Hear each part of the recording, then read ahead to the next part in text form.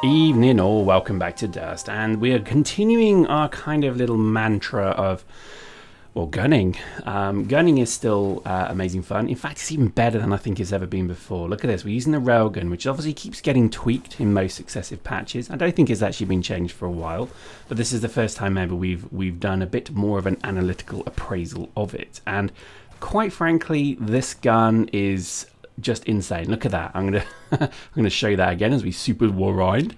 Blap. It's a long-range kind of sniper gun. I like to think of it as a kind of mini Thale sniper rifle loaded with a belt-fed clip, and it basically just sits there and goes blap blap blap blap because this is actually pretty fun.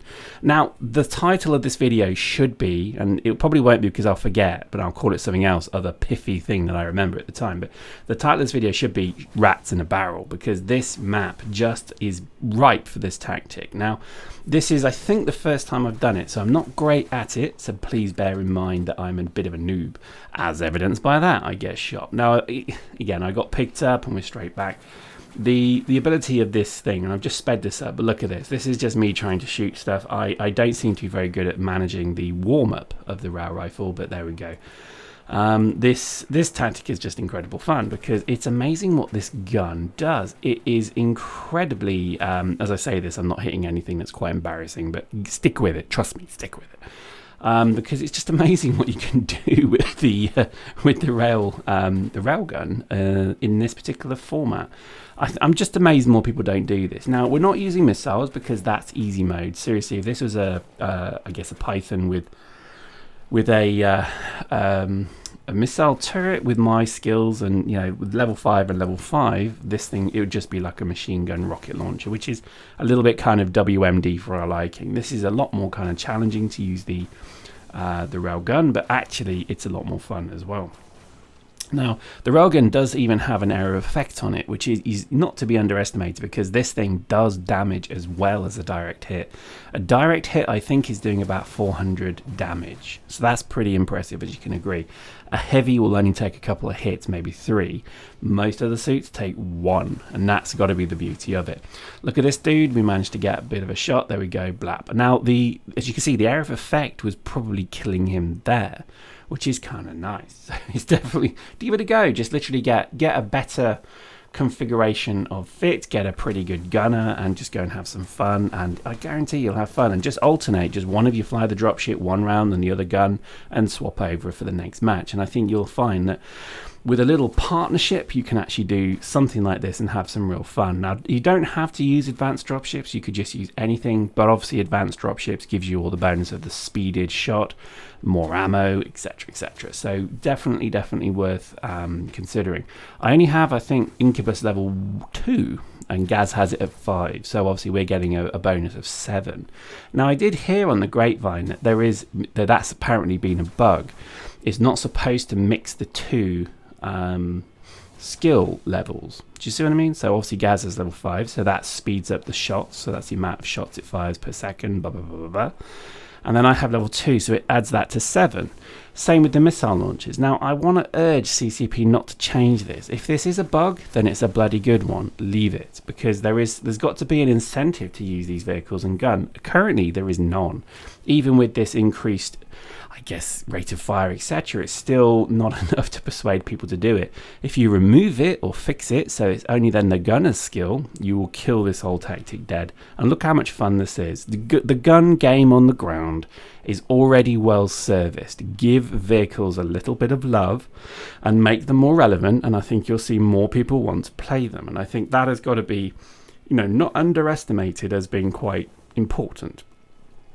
Anyway, well, let's hope the CPM one is on the case with that one, because I think that could be a big mistake to actually make any changes there at all. In fact, I think there's a lot of things kind of out there that I'm kind of curious to see what maybe they're going to do, if there is going to be a hotfix Delta, for example. I actually don't know. It would be nice to think if there was, but I think, yeah, we need to probably just find out what on earth CCP are maybe doing. I would like to talk a bit of Legion here, but again, I don't really hear anything about Legion. I don't know anything about Legion. I think it's all gone a bit quiet. You know what I mean? There was a really good comment made on the channel comments a while back from, I think, Dude Loot, who was basically saying that if you've got a new product, you would shout it from the, you'd shout it from the rafters what you're doing. So you think about all the new products that, currently in development from other games companies, they're singing their praises, they're getting the press involved, they're pushing in every way to get that game marketed and known.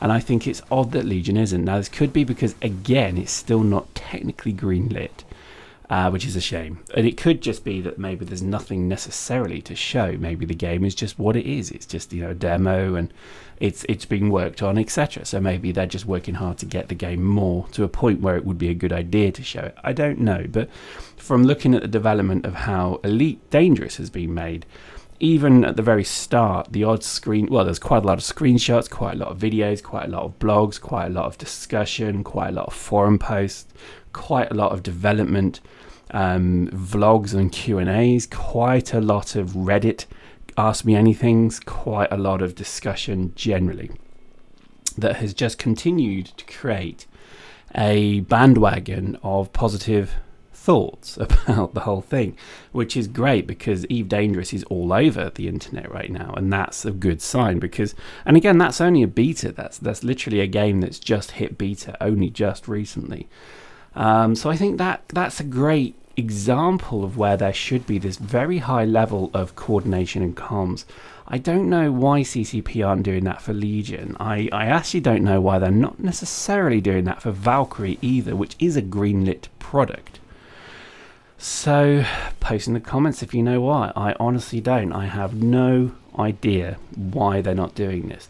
If it's just because they don't want to do it and they don't have the time and they're kind of not ready yet, then fair enough. Fair enough. That's fine. That makes perfect sense. I actually don't think it is that, though. I think there's maybe just, I don't know, collective opinion that it's not a good idea to do that, and I think they're thinking maybe it's too early. I don't know, but either way, I'd love to know a little bit more about Legion. I'd love to know what's going on, even if it's negative news, even if they say, hey, look, guys, it's not looking good. We're going to have to delay it for 6 months, potentially. Fine, I'm happy with that. I think there would be so much support for them to make that message, because just any news is needed right now, and I think even if, again, let's say worst case, they say all development stopped. Again, fair enough. Just then tell, that would be a good news in a way, because a lot of people would then maybe say, well, Dust 514 has a reprieve, perhaps. So to be honest, I think it's kind of sad that we just don't really know anything that's going on to do with Legion. I don't feel it's been handled the best they could have done. I think they could just tell us a little bit more and be a bit braver and a bit more kind of there. I think CCP maybe have learned something from this, is that their community is both their strongest asset and also their biggest pain in the ass.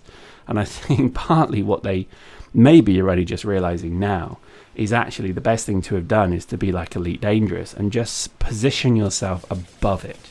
Too many Eve players and Dust players think that CCP are in some way answerable to them. And I remember the whole kind of T20 incident. CCP were foolish to try, to actually apologize and say sorry, because in reality, we're just customers of the game. Nobody would have left. They were all massively addicted to the game at the time, and the best thing they could have done would just be to say, "Hey, look, this guy did it. He's been reprimanded. Done. End of story. Deal with it." And I think actually people would have maybe respected CCP a bit more. But what they did is they just showed generally that they're actually quite afraid of negative feedback, if you, quite literally, because they just seemed to kind of show that they were almost at the beck and call of, I think, the drama engines. And the drama engines, unfortunately, were actually pretty robust. And I think they probably caused maybe more trouble than they're worth. I don't know. Sometimes I am just kind of amazed that CCP don't just turn around and say, no, it's not true, shut your mouth. Even to me, some of the things that we say on this channel, we only say it because there is an absence of conversation. The silence is deafening, quite frankly, when it comes to Legion and what they're going to do with Dust. Nobody knows anything at all. And no, this has not even been discussed. I think even just at FanFest doing what they did, and then having to kind of I guess, cover it up, or not cover it up, but, you know, deal with it then in the focus sessions was just stupid. It really was. I think there could have been so much more benefit from not having done it that way. But there we go. These are the things that I think you just have to accept. And I think the reality is Dust is still here. It's still playable. It's still very much fun.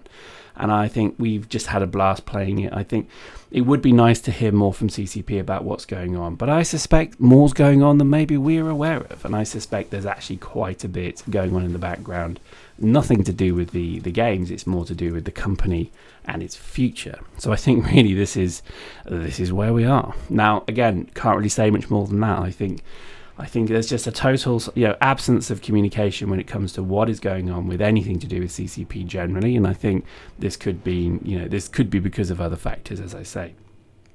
But hey ho, be positive. There's plenty of good games out there, and Dust is one of them, and Eve is one of them. And I think, you know, now's the time to be kind of enjoying the products in front of us. I think Destiny's soon out, but I think don't give Destiny your total undivided attention, because Dust is still a very good product, and it's still, I think, worthy of playing alongside Destiny.